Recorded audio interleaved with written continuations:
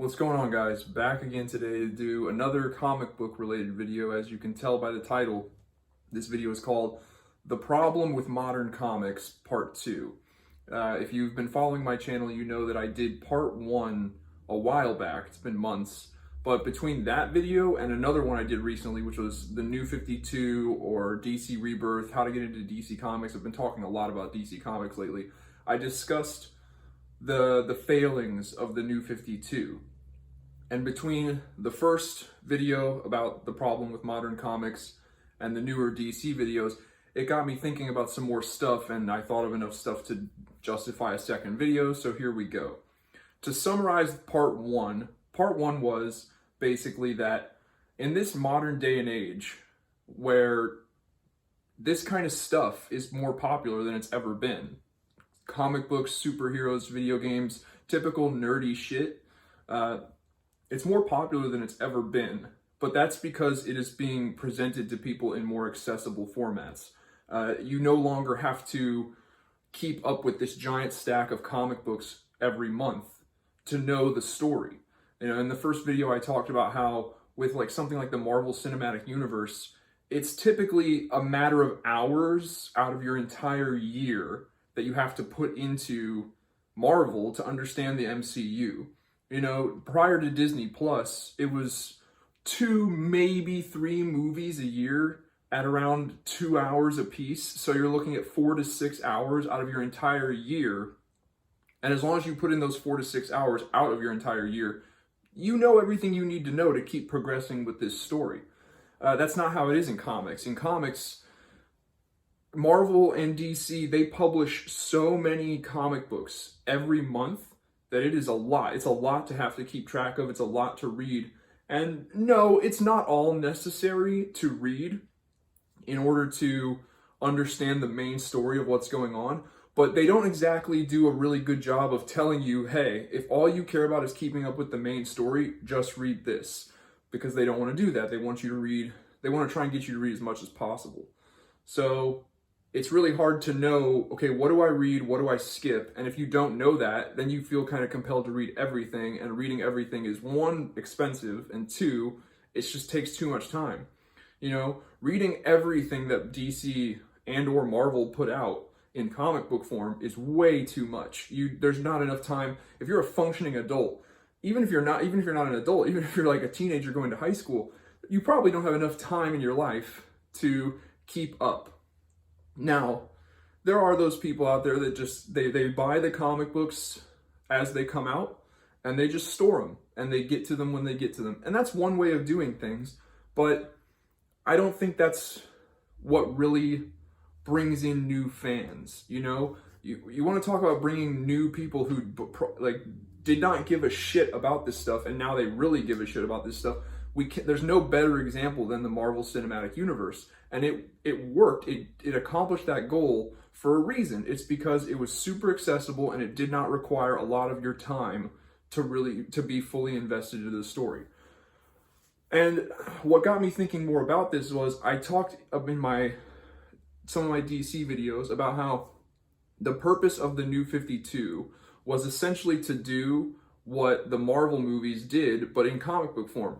Marvel, the MCU, it started the whole story of Marvel back over from the get-go. Like, the Avengers have not been formed, superheroes are not really a thing, we're just starting the story out fresh from the very beginning. Iron Man, well, I mean, if you want to watch it in chronological order, I guess Captain America, the first Avenger, is where you watch it in chronological order, but aside, it doesn't matter.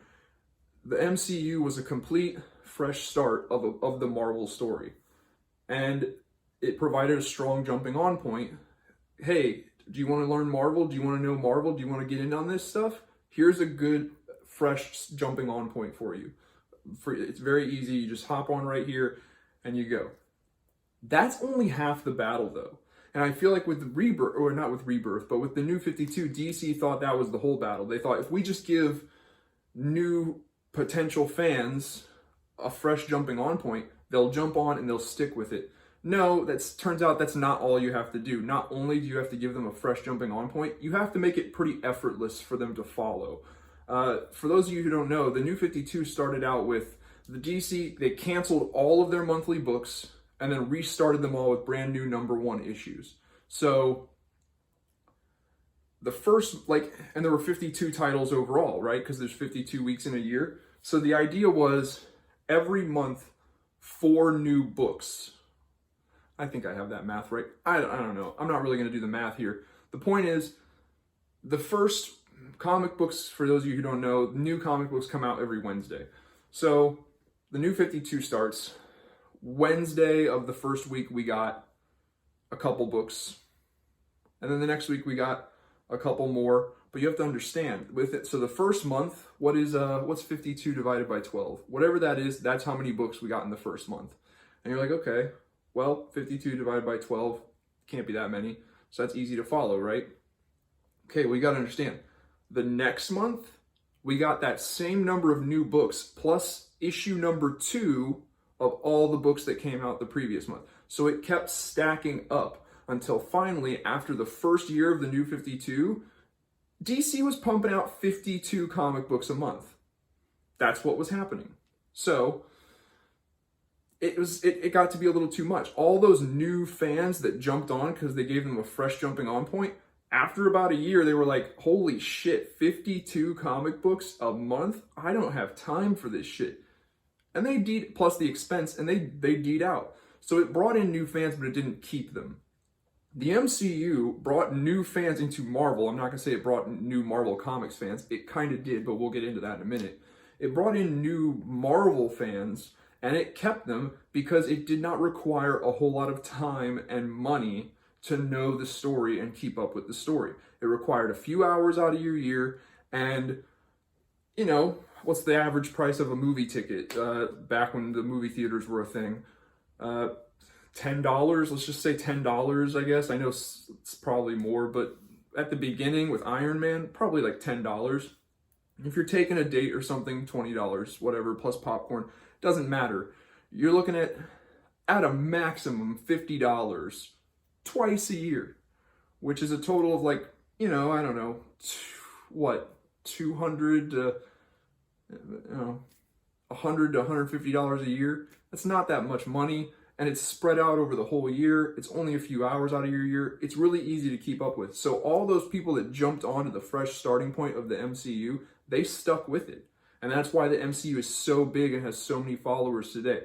Think about it, like think about this for a minute.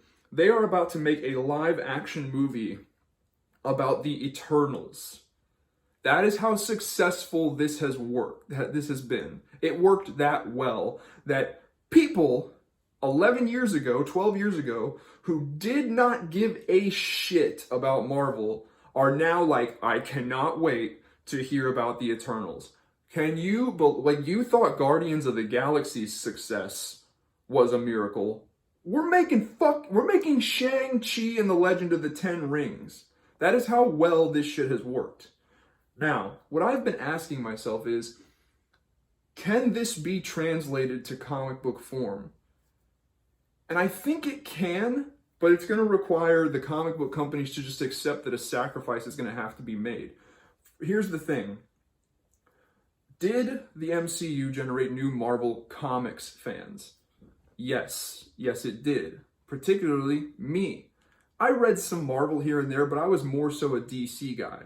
But the more Marvel movies that came out, the more interested I got. And the next thing you know, I kind of just wanted to be like, I wanted to read some of the source material that was the inspiration for these movies.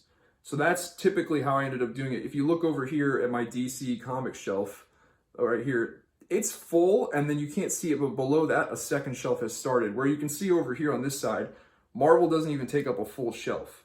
That's because with Marvel, I watched the movies or the Disney Plus shows or the Netflix shows back when they were happening.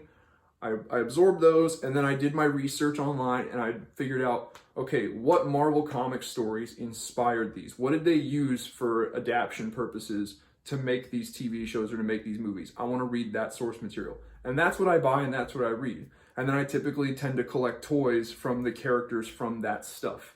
So if they are a Marvel character that has not shown up in an MCU movie or TV show, and or they have not shown up in a comic book that was used for inspiration for one of those movies or TV shows, I probably don't have a figure of them. That's just how I am a fan of Marvel. And I think that's a way that a lot of people were into it. A lot of people who did not really care about Marvel, but the MCU got them into it. At best case scenario, it made them want to dabble in comics. Maybe every once in a while they went into a comic book store and they were like, I really liked Logan, the movie Logan. Maybe I'll go buy the comic book Old Man Logan and see what that was. So they do that. Or maybe they're like, I really like that Infinity War movie.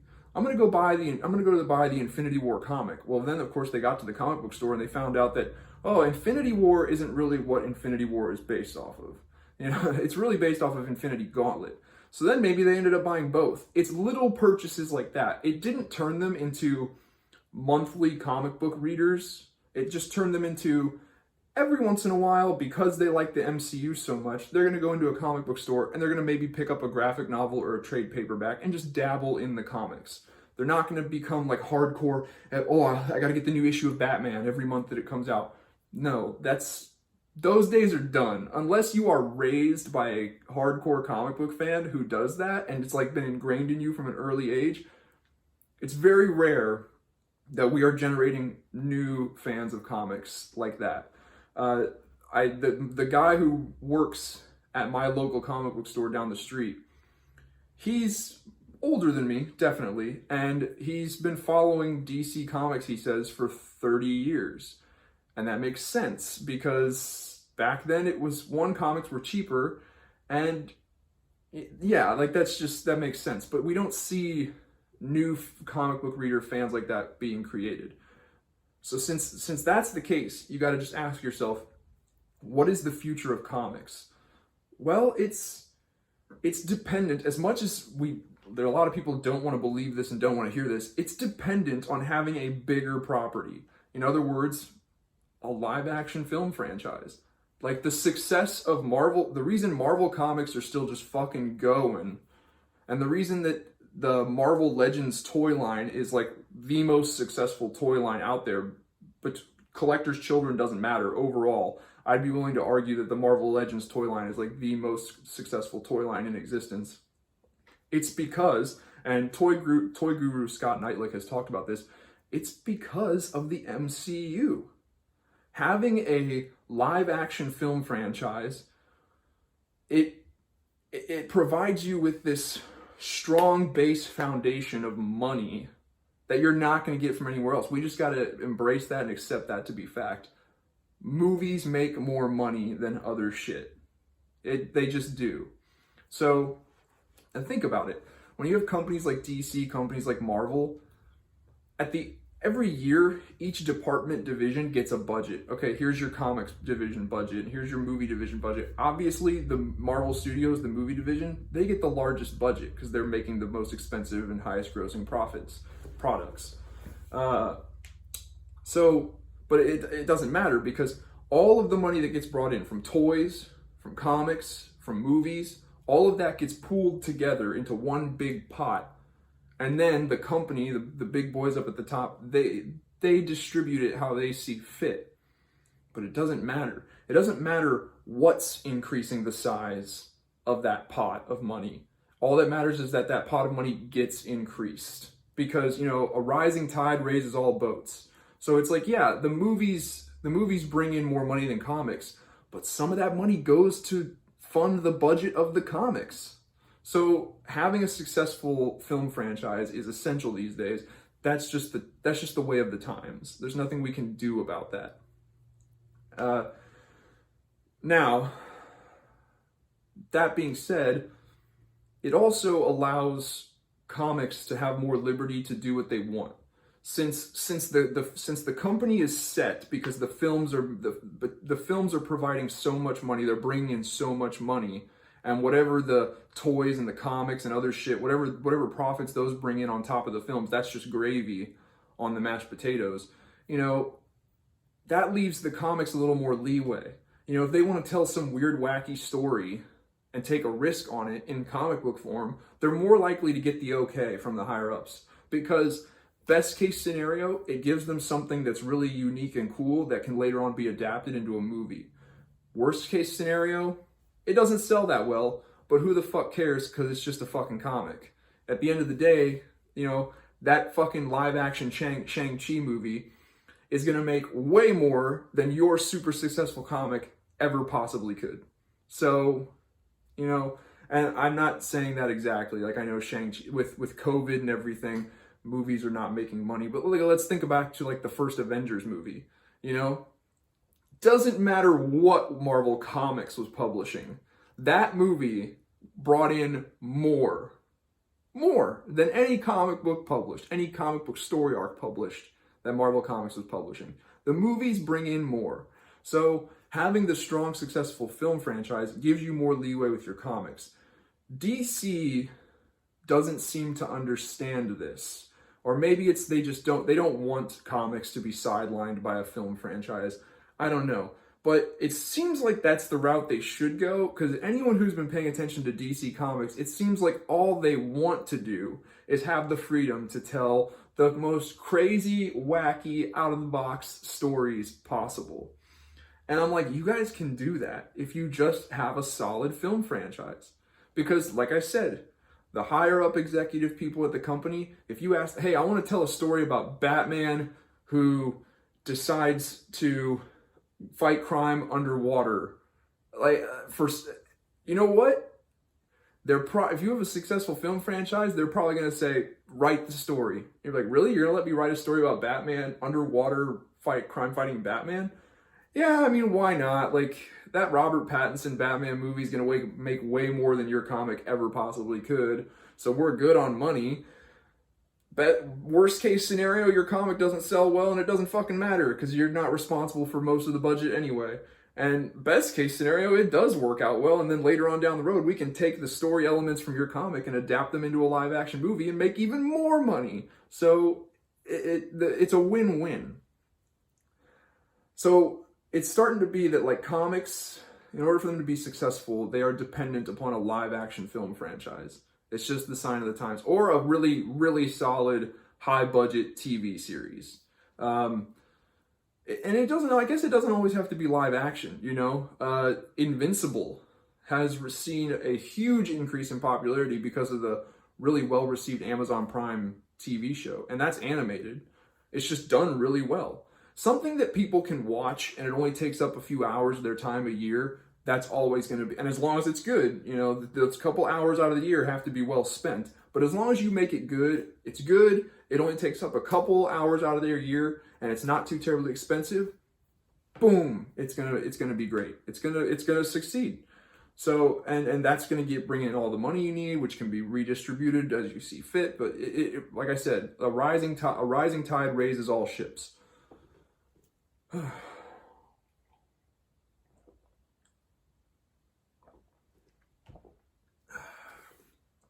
So, my earlier question, though, was if they wanted to forego a film franchise and they just wanted to make comics successful, how do you translate the success of the MCU to comics? Well, here's how you do it. This is going to get real technical real quick. You need to get a focus group together, probably more than one. Like get like groups of 100 people, maybe like 10 groups of 100 people. And you need to survey, give them a single issue of a comic book, and survey how long it takes them to read it. Then you have to pool all the data together and come to a really solid statistic on how long it takes the average person to read a single issue of a comic book. Then, let's see, based on that time, what did I say Marvel? Marvel is like what? We'll give them the benefit of the doubt, 6 hours out of your year is what the standard was. Back before, it's super successful now, and people are really into it and really love it, so they're willing to give it more than 6 hours. But before, it was like 4 to 6 hours, you know, 2-3 movies a year. So let's use 6 hours. So I'll give them, I'll hedge the bet a little bit. So 6 hours. You take 6 hours and you divide it by that statistical figure you got for how long it takes the average person to read a single issue comic book. Whatever number you get when you do that math, that's how many comics you get to publish a month that matter. That's how many comics you get to publish a month that actually really matter to the overall story. Because then you've achieved it. No, not even a month. That's how many comics you get to, I did the math wrong there. That's how many comics you get to publish a year. A year. That actually matter to the overall story. And I'll tell you right now, in comparison to with what Marvel and DC are publishing, the amount of comics they're publishing a month, that number is going to be minuscule. It's going to be so tiny. 6 divided by the average amount of time it takes a person, 6 hours. So you probably need to do it in minutes. You probably have to convert the hours into minutes because it's probably going to take a person less than an hour. But you get what I'm saying, right? You can get very mathematical about it real quick. It's just, if you do, what you're going to end up with is you're going to find out that, oh, wow. So if that's the case, if we were to try and do the MCU but in comic book form, we'd be publishing a significantly smaller amount of comic books every year. It's like, yeah, you would. You'd probably think about it like this. Like, and if you're going to continue to publish every month, you're probably 18. I'm just spitballing here, like off the dome, but 18 comics. 18 single issue comic books a year. That's all you get to publish. That's it. Because that will equal out to about 6 hours out of the person's time in a year. And then you might be thinking, well, fuck, I mean, we can't publish 18 single issue comics a year. That's too small of a piece of the story spread out over too much time. All right, so bundle them together into trade paperbacks and release 3 trade paperbacks a year. A trade paperback is usually around 6 single issue comic books bound together to make one big, almost like graphic novel. And you know, if you sit there and you read through a trade paperback graphic novel in a single sitting, I imagine it could take you anywhere from 1 to 2 hours. So, you know, like I said, 2, 3, maybe 4 graphic novels, trade paperbacks a year. That's how you do the MCU in comic book form. But what about all of our other, like, stories and shit? Fuck them. Fuck them. You know? Nobody cares. Nobody cares. Nobody cares about your wacky, off the dome, out of the box, weird idea to do a Batman fighting crime underwater story, for example. No one cares. No one gives a shit. If you want to do that kind of stuff, I already told you, the way to do it is to develop a really successful film franchise or TV series franchise and allow that to bring in a huge amount of money so that then the pressure's not on you as comic book creators to make the money and you can just get more leeway to do whatever the hell you want. You choose, but DC's kind of going that route now. They're doing, they have this type of label that they put on, they call it the Black Label. Basically, if you see a DC comic book or trade paperback and it says Black Label on it, that's their way of saying, hey, this is some random ass bullshit that we pull out of our buttholes, and it does not matter at all to the greater story of DC. So they're on the right track with that. However, there is, even if you take away all the Black Label books that are publishing a month, there's still way more than 4 to 6 hours worth of comics being published every month. So, yeah, the central theme of this video is comics as they are currently being published are not going to attract new readers. The comics won't.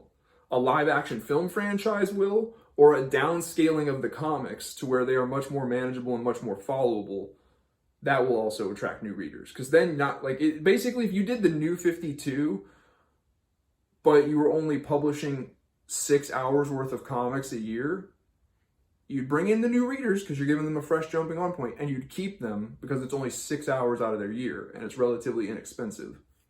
So, yeah, but comics in their current form, it's not going to bring in new readers. It's just not, you know, especially with how easy it is to pirate them online. I'm not saying I do it. Clearly I don't. I have pretty big trade paperback collections. I prefer to buy it. If I like something, I will give my money to it and show support for it. But it is really easy. I was with a dude that I work with just the other night, and I started telling him, recommending some DC comics for him to read, and he immediately on the computer or on his phone, I can't remember, he immediately pulled up this website that he uses to read comics for free online, and they're all there. They were all there. I was like, what is this magical place on the internet? And for a while, I was a little tempted to use it, but I was just like, no, don't. Like, this, you're only going to contribute to this medium dying. But a part of me is kind of like, oh, they're doing a pretty good job of killing it themselves, you know, without my help, because they refuse to embrace the changing of the times.